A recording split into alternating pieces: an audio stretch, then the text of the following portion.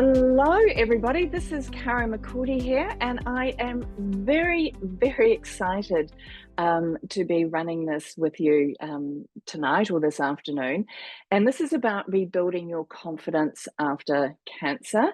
And what I hope is that it gives you some tools and some strategies if you're not feeling as upbeat as you hoped you might after going through the rigors of active treatment, or you're soon to come to the end of it, that you'll have some strategies and some tools that I have been using myself to get me back into a place where I wanted to. So first of all, I want to say thank you very much to Look Good, Feel Better for allowing me to run this. And Look Good, Feel Better for me were absolutely incredible as I went through active treatment, and I'm delighted that they're also supporting this, recovery stage as well. And you can see a picture of me there when I was bald, and I certainly did the smoke and mirrors when I was going through my active treatment, and I was just delighted by all the amazing products, skincare, makeup, for your scalp and everything. So I'm a big fan. And what you can expect with this webinar is it's really for those that are finishing or nearing the end of their active treatment. And if you're at all like I became, because I was really at the end, I was jumping for joy and I was ready, come on world, I'm through, I'm pronounced cancer-free. It's like, yes, I'm going to take on the world. And then I hit a wall. So and it was not pretty. And I'm going to, touch on that. And then what the strategies were that I used to pull myself out. So this session is really about you and helping you move forward. And I'll invite questions towards the end, if anything, and you're welcome to, put them in chat along the way, and I'll have a look at them when we get to the end. But this is really if you're feeling uncertain or stuck, or you just really want some tools to help you feel better in a time where, you're told you're cancer-free, you're released, and it's not all rainbows and unicorns. Wish it was. So some housekeeping. Please mute yourself throughout the presentation. Again, you're welcome to put your questions in the chat, and when we get to the end and there's questions, you're welcome to unmute yourself then as well. So I expected at the end of active treatment, like I did sign up for a course to help me, with recovery, but I really didn't feel I needed it. I was just like, I've got through this, I'm out the other side. I was exhausted and I was just absolutely delighted. And then the reality started to hit in. I was working with a more tired body. I still needed naps. I was having some challenges with my aromatase inhibitors, some quite major ones. And I remember I also had to do a big shift in the middle of it. And I remember there were what I call stunned mullet moments, where I just sat on the couch and I would just get overwhelmed. And it was like my GP said it was PTSD, because it was like the reality of it, the trauma of it really came up for me. And even when you're going through treatment, you just want to get through it, and it's not easy. And then all the reality, that I did have a boob taken off and an implant, and that I'd had this chemo on me, it all just came crashing in. And at that time, also felt quite isolated. I was fortunate enough to have quite an amazing support team. I felt the medical community were amazing. And then when you finish your active treatment, the medical team go on, as they should, to save other lives, and your support network get back to their lives again, as they should. And it was really like, I just felt a lot isolated, alone, and I really wasn't operating at full capacity. Who can relate to that? Just put your hand up if you can. Yeah, not surprised. So who am I? Well, I'm an executive coach, a marketer, been a digital entrepreneur. I was privileged to be primary caregiver for my now late father, and then my late mother, who sadly passed away when I was going through treatment. And I'm a cancer survivor. So just to give you a bit of context, this isn't just for people that have been through breast cancer. That's the type of cancer that I had. So I received my diagnosis in November 2022, and a week later I had my mastectomy and reconstruction, and it was all looking good until it wasn't. And pathology said 5 of 5 lymph nodes. It was there. So I then had what I call full Monty, and it was over a year of treatment with the AC Red Devil, paclitaxel, more surgery, radiation, and then the AI meds, which have been kicking me in the butt as well. So there's been, a lot of physical side effects. Sometimes I felt like I had every side effect that they said you could have, and all of them were a surprise. And it really was, when you're going through it, about survival. And I thought, because I was quite conscious and I reached out to help and I said yes to help, and I was so excited that I would be fine and I would be hitting the ground running. And then that wasn't the case. As I mentioned before, I was told it was PTSD, the trauma of it, the emotional, the backlog, everything there.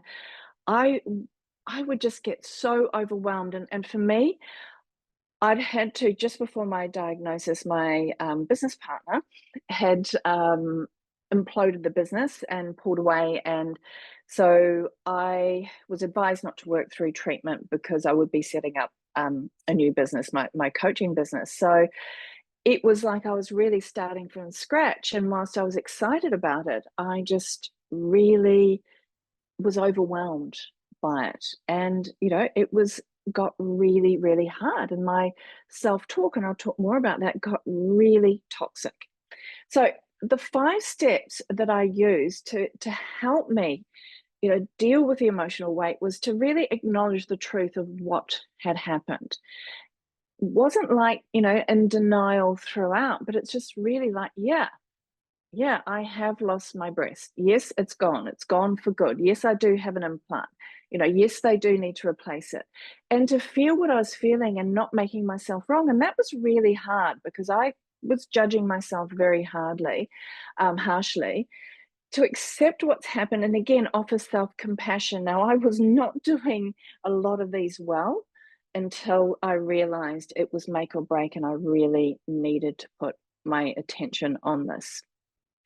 So again, rebuilding my life and my confidence. For me, it was career and finances, and it wasn't as simple as I hoped it would be. I was having this negative self-talk that, oh, Caro, you're repeating patterns. You should know better. You're this age. You've been here before. You know this, and I. It was just getting worse and worse, and I was blaming myself, and I just didn't have that impetus. And I realized at that point, I'm normally quite an upbeat person, and I just couldn't seem to get myself out of it, and I felt like I was spiraling. So I reached out to help at my GP, and they did get me some counselling help, which I was very grateful for, and I am very grateful for that. And that was sort of recapping a lot of what we did through the cancer treatment, active treatment, which was my values, which I knew. This was actually about changing patterns, about changing some of my wiring. So I realized, I've been a coach for over 25 years. I've got to do this myself. I've got to dig deep. And that's when the turning point was, when I really thought, I've got to, it's not just about the career and that I should be doing this and I should be there and I'm not, and and I'm failing in this way and I'm repeating this pattern. I've really got to focus on turning my self-talk around. So it was what I call my confidence toolkit, that I use to, to help myself, and I'm still doing it. And it is about application. It's actually quite fun. So it's like knowing that you are enough, and actually saying that out loud. And I would say to myself over and over, "You're enough." So when, this self-talk, "Oh, Caro, you're repeating this pattern. Oh, Caro, you've done that," like all the things that I was seeing myself not doing, I would just say, "You're enough. You're enough." And I would say it daily. And also when there are many times I didn't believe it, but I kept on saying it, "You're enough. You're enough." Because I was, my talk was basically how I was, a failure, that I'd had this opportunity to, beat death, and now I wasn't thriving. Um, the mirror exercise, and this is one I've done with clients a lot over the years, and so I know that I'm used to it, so I can look at myself in the mirror, and I'm not talking about looking at yourself and criticizing yourself. I'm talking about really looking, eye to eye. I know that this can be really challenging when you're first doing it, and we tend to look away. It can bring up a lot of emotions. It's a really good grounding exercise to look at yourself and just say kind words. It's that adage that we wouldn't talk to our friends in the same way that we talk to ourselves. So it's about saying things like, "You've got this. You're doing fine. I love you," to yourself. If you can't say that, just say, "Look, you're a really cool person. You've got this." Just positive reinforcement in the mirror. It works. It really does. So I will stop. I'm used to, going in the shower and you sort of like quick look. I will stop and I will look and I will say kind things to myself. And it's about repetition, because it's not like that you're going to feel good about things. Gratitude. We heard this from Oprah Winfrey before, and it works. And I know I drop it, like I do it and then I drop it. So it was about picking this exercise up again and making it simpler, because sometimes I've used an excuse not to do it as, oh, listing out 10 things or 20 things. 3 things daily. And, if you don't want to write them down, just say them to yourself. I like to do it in the morning when I get up, 3 things that I'm grateful for, and at the end of the day. It can be really simple things like, I'm grateful that I had a good night's sleep. I'm grateful that my bed's comfortable.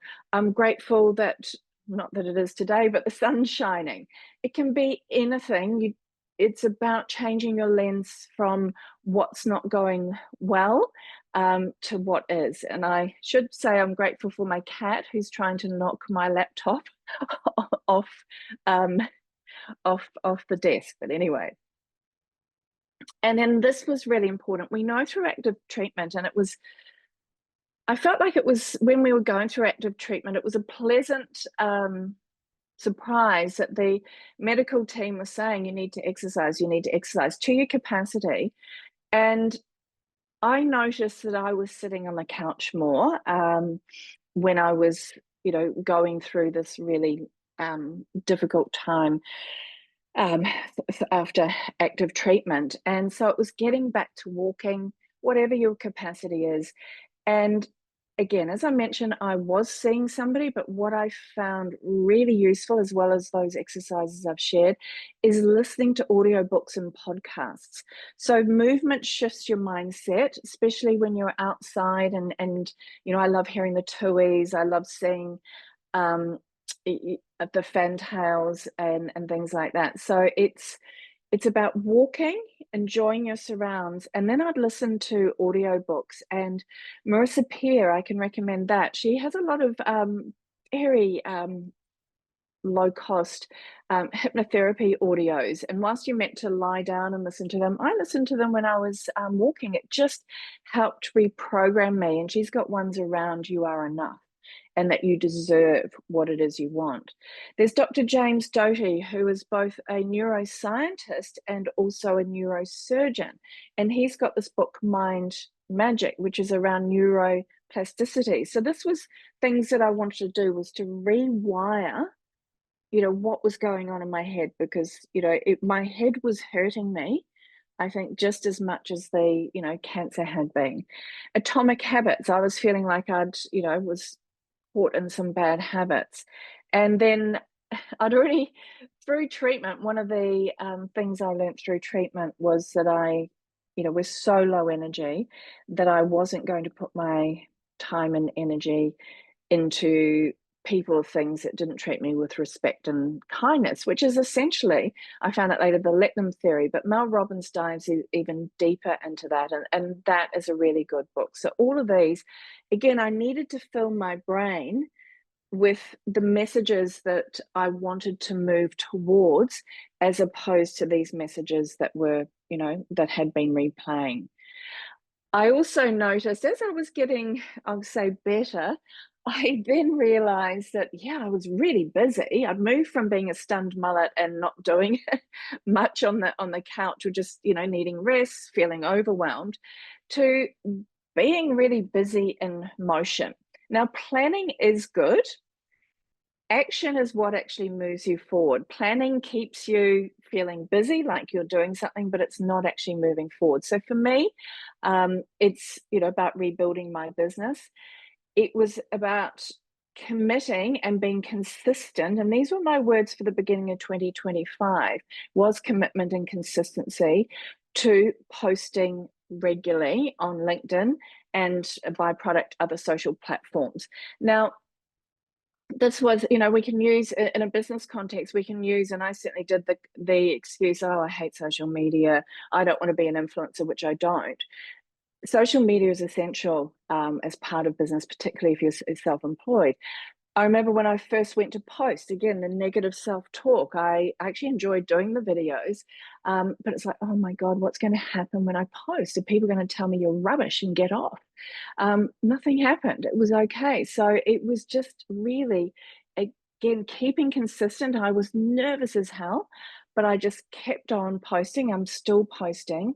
And that's the thing, taking that action helps move you away from where you don't want to be, which for me, it was sitting on the couch, feeling awful about myself and lacking confidence.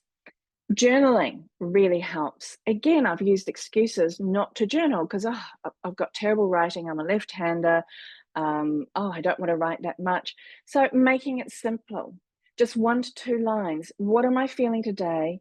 And what do I need to do to help myself today? So just answering those questions. And that, again, really helps.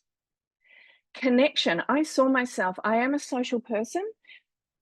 And we're all different in that way. Some are more social than others. But what I think collectively we can do is that when we're not feeling happy within ourselves, we pull away. And I was thinking, oh, I don't have the good news to say about, career wise. I was getting tired of some well meaning people saying, how's it going? How's it going? How much about, you're making money, blah, blah, blah. That it was just making me feel worse and worse about myself. So I was pulling away. I was trying to solve this. I was in the problem so much. And I thought, no, I need to connect. I like people. People take you out of yourself. So networking is part of what I need to do. So I decided to both develop a networking strategy and also make sure that I spend time with friends and set up things with, I've always been in my friend group, the organizer. So again, it's knowing that, yes, you might feel isolated. We can reach out and we can set things up for ourselves. So that's what I really started to do more of, whereas I had noticed that I was the one that was isolating from my friends. And then I use a traffic light system. And it's about, what tasks energize you and what tasks drain you, and then the in between. And planning your week with this in mind. And interestingly, like the stuff that I was doing on LinkedIn would have been the stuff that was draining me, but now it's the stuff that energizes me because I kept that consistency, because I've worked on my self-talk, because I've said that I'm enough, and I'm changing my dialogue. I've changed my dialogue and I'm still working at it, that I find that I have more energy. And when my energy does run out, and it does run out close to this time in the evening, I will pause, but I still work on the self-talk that's going through my mind. Now, this was a tricky one because I don't know if you've felt this as well. I think I've talked to other people about this. There's a time when you come out of, like, you're getting through your active treatment. If you're, I know that there's a cohort of people that are quite nervous about the next steps, which is completely understandable. Then there's a cohort like myself that was super excited, and that didn't last long. But I think together, when I've talked to people, whatever way you were feeling about coming out of active treatment, that visualizing the future you, I was talking actually to a client about this who happens to be going through their own cancer journey. And they were saying how they're really struggling to think about the future, and totally get that, because it's like, yes, you know, if you're fortunate enough, and not everyone is, to be pronounced cancer free, it's still like, you know, I'm living with not great stats. So I'm cancer free from an aggressive cancer, and I don't have great stats. So it was still sort of like, well, it's got me once. Is the big bad, you know, going to come again? So I really struggled to visualize the future. I wanted to, but I couldn't. So what I've started to do is I've used that why question, because, and again, this helps with the self-talk, is like saying that you're enough and that you deserve what you want, is that the things that I want, and I know what I want, and I've got a picture there. You know, I want to do more stage speaking, and it's actually saying why. So whatever your goal is, if it's like to buy your own house, why am I living in my dream house?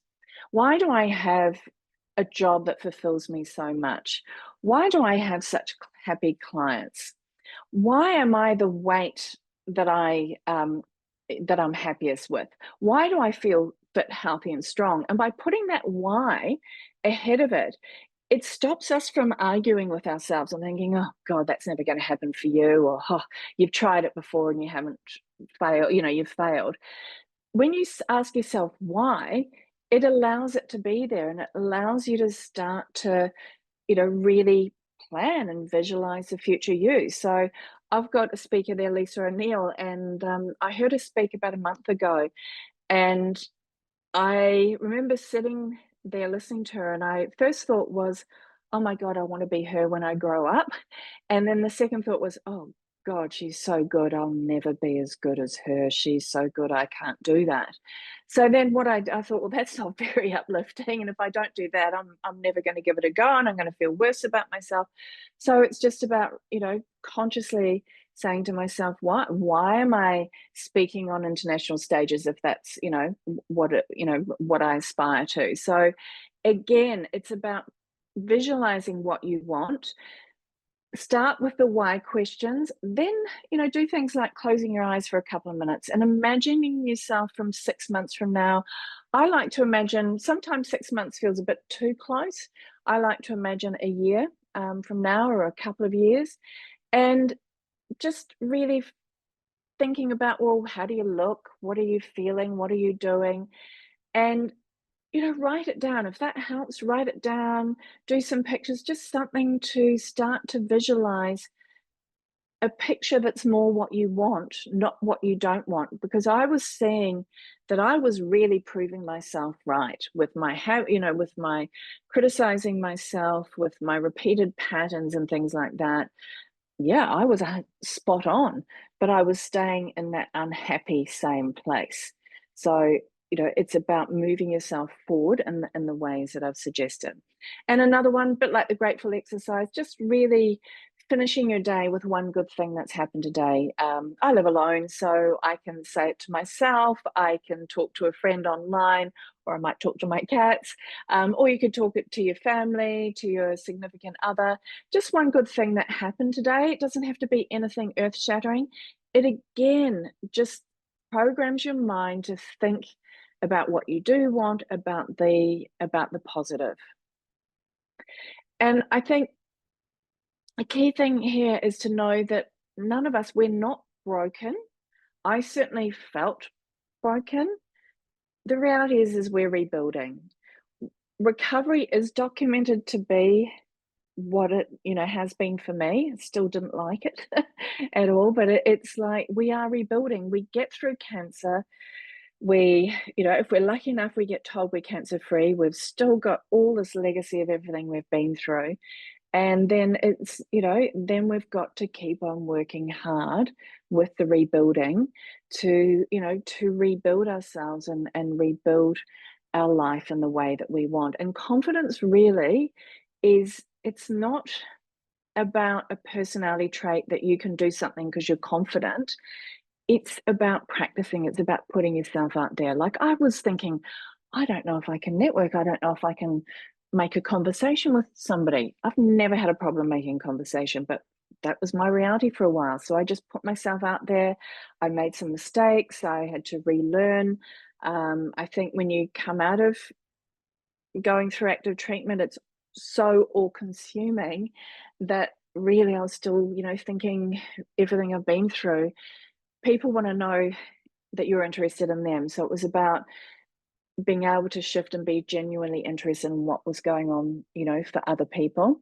And yeah, just enjoying getting to know people and getting out there. So again, we're not broken, we are rebuilding.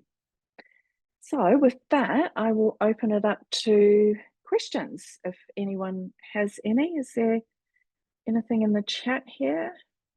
Yeah, and yeah, and thank you for asking that. And it is a fear there, and what I do, and I acknowledge it's there.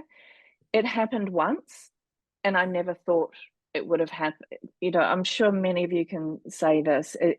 For me and my family, it wasn't hereditary. I just never thought, not from arrogance, that I would ever be told I have cancer. Just it wasn't in my realm. I was doing everything that I thought was right. And so yes, and I don't have great stats. So I just think, well, yes, it can come back, and I don't say this part flippantly, but it helps me. I could also get run over by a bus. I Yeah. could step out, and so I also use humor a little bit. Like, I now, like, when you're crossing a road, I will, like, I won't take risks crossing a road. I go, I haven't survived cancer to die by being run over, like, and I'll make a joke that way, rather than stand on the pavement in fear. But it's just like, so I'm a little bit more cautious about the choices I make. Um, I hear some people may be more daredevilish, but I really, I acknowledge it's there.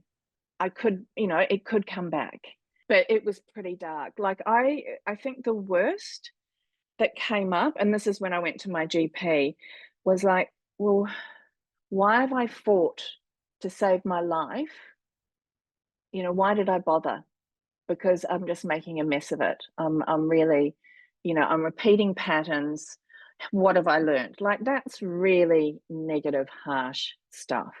And when I realized that this was what was going on in my head, I thought, shit, okay, this is serious. It's only going to get worse unless you get really conscious to working on this. So that's where I sort of down tooled down one set of tools and picked up another to really, really, make it a priority to change the dialogue. I don't know. I just thought, I really thought I'd hit the ground running, and been through such shit that life would, I don't know, roll out the red carpet, and it didn't. It doesn't work that way. So we've still got more work to do, but it's, we're worth it. We deserve it. We're worth it. We are all enough.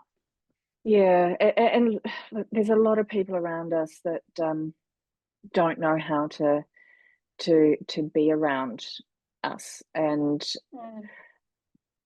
because with my coaching, I have learned to set boundaries, and I'm because I've practiced it, I'm comfortable with it. So I had one dear friend, and I've used this example on an before, and clearly she was so worried about when I got my diagnosis, and then she said to me, she goes, "Oh my God, you've been under so much stress, and it's no surprise, oh, cancer's caused by stress." And I'm like sitting there going, "Oh, okay, thanks. You're just telling me I've caused my cancer." Yeah. And so I said to her very evenly but firmly, so it's without the emotion in my voice. I just said, "Look, I appreciate you're very worried, but that's not helping me right now. What Yeah. would help me is XYZ." So I said, what would help me is your support. So, I use that in coaching terms, they call it charge neutral, because when we do feedback, when we set boundaries, some people can then make it about themselves. Oh, I was only trying to help. I can't do anything right. So they've just made you doubly wrong. So if you keep it neutral and just go, Yeah. that's not useful, and then say nothing. You've let them know and let them figure it out. You don't have to do all the heavy lifting. You certainly don't have to do the heavy lifting.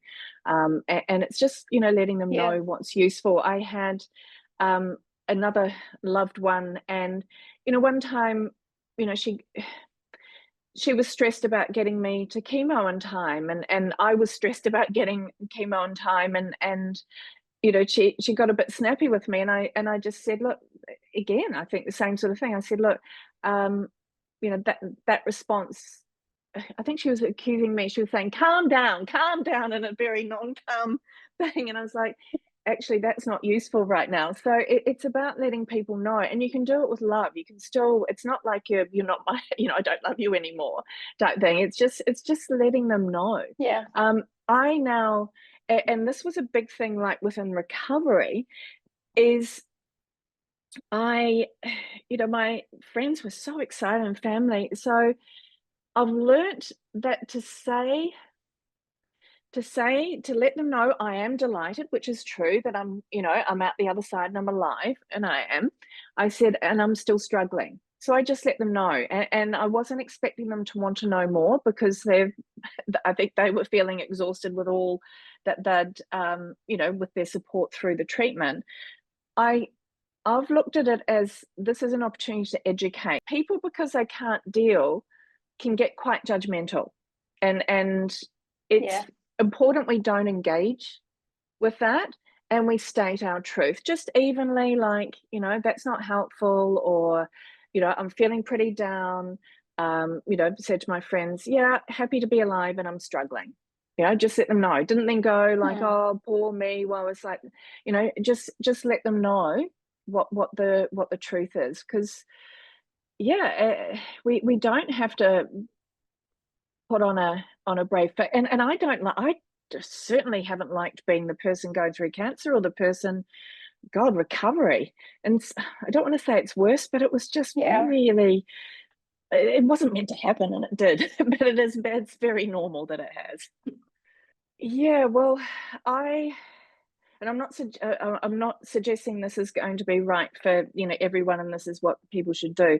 This is what I chose to do. So when my hair started to grow back, um, I felt like, and there's nothing wrong with grey hair, but after everything I'd been through, and my hair wasn't grey before, I wasn't ready to deal with grey hair. My hairdresser tells me now that that's what was first growth, and it's come back, similar colour. Not, but anyway, I just thought, no, I'm not ready to deal with it. So as soon as they could colour it, which was very short, I went peroxide blonde. I've never gone peroxide blonde, but I wanted to do something funky for me to feel better and very different, because people that knew me pre-cancer, as I had long blonde hair and straight. So it's like, doing that, I had to, my eyelashes and eyebrows fell out several times. My eyebrows never didn't grow back properly the second time. I just thought, again, it's this is before the recovery really hit in. I thought, I I can't deal with the eyebrows. So I got them tattooed, and that helped. So, and I'm very, very happy with them.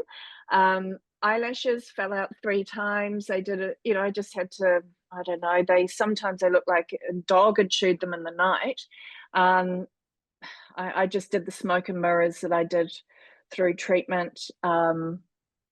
My weight, I went into a little bit of a, "Oh god, I nearly died, I'm gonna eat and drink what I want to," thing, and put on weight. So, that didn't help my mental health either. So just, getting back into better habits, there. And, I have, not that you can really see, but I've got one, my real breast is, because my implant has shrunk through radiation, so it shrunk after second surgery, and that, and it's got contracture, and it's can be quite uncomfortable, and it's quite a bit smaller, and I've got a pad on one side, not so in some outfits like this you can tell, and I get a little bit, I don't know if it's my teen in me, is just like, "F it." If somebody's gonna comment, I've survived cancer, so I sort of look at it that way. If people tend to say nice things, they have, but I think if somebody's shocked, that's on them. Like, if they say something rude, that's about them, I think. I think find your groove of you would what appeals to you to play with what you're working with at the moment. So for me, it was short, short curly hair, and now I'm still keeping the peroxide, and I'm, dealing with like I'm trying to make it fun. And I've got a bit of a defiance going on if anyone wants to say something. All right then. Well, I think we might wrap up, and just want to say thank you very much for being here. And yeah, for those of you that have shared your comments that you're not yet at recovery, that you're still going through treatment, don't want to be the, what is it, harbinger of doom and gloom. I thought I was going to sail through recovery. So if you do struggle through that time, and I'm in various groups as well, like ATERA, breast cancer and my BC, please reach out, and we'll also send a copy of this, um, because yeah, recovery bit me in the bum in many ways more than active treatment was sort of a known difficult thing. Recovery was sort of that unpleasant surprise, but it's nice that it's been nice and that it's been validated, that it is a known thing to struggle with. And I think acknowledging it for yourself and really working on yourself to rebuild your confidence in the ways that I've suggested, it's certainly worked for me, and I believe that it could work for you as well. So I just want to say thank you very much. Just absolute love to you all, and we are warriors, we are survivors, and yeah, we're here for each other. So thank you for turning up today.